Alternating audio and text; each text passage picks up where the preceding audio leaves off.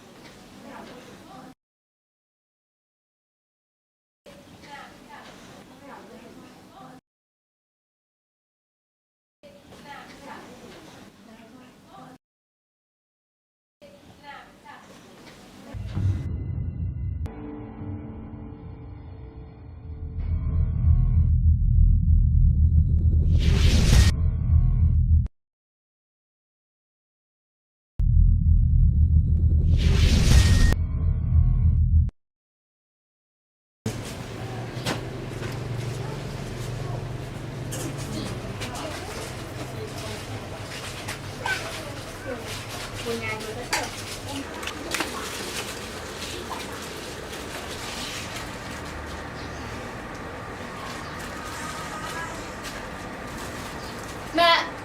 คำลาบ่ไหวแล้ว คำลาเป็นหยังลูก คำลาสิบทนอีกแล้วตลอด20 ปีที่ผ่านมามันเกิดอย่างขึ้นกับคำลากันแท้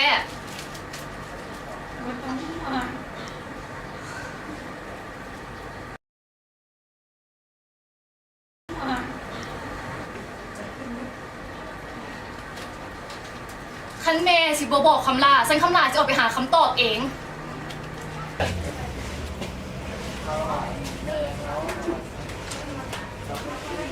ลา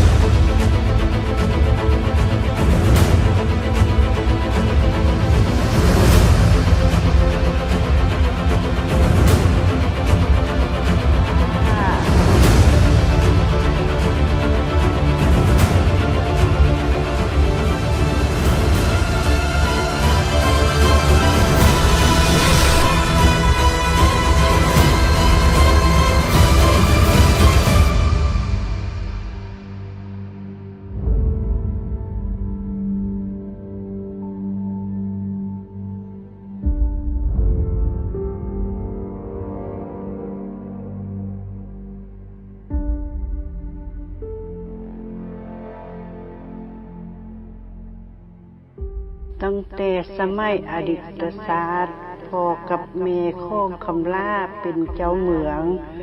และเมืองโคกพ่อแม่ของคำลาทึกข้าศึกโจมตี จนพ่อของคำลาได้ล้มตายจากกัดไฟเลือดแต่คำลากับแม่ต้องขน และในขณะนั้นด้วยความหักความห่วงใยของแม่ของคำลาจึงได้ให้คุณนางพาโตคำลานี่ไปที่ปลอดภัยก่อน และก่อนที่คำลากับแม่จะจากกันก็ได้เว้ากับลูกว่าน่าซึ่งที่บ่อยากให้ลูกเป็นห่วง ลูกเอ้ยเจ้าดูแลเบิ่งแยงตนเองดีๆเด้อเมื่อเจ้าคิดว่าสงครามสงบลงแล้ว ให้เจ้ากลับมาหาแม่สิเฝ้าเบิ่งแยงบ้านเมืองเฮาถ้าเจ้าอยู่บ่อนนี้แม่จะถ้าเจ้ากลับมาสู่อ้อมกอดแม่เด้อล่าเอ้ย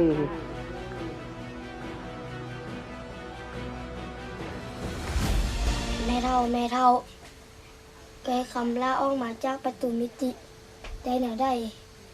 ออกมาได้แนวได้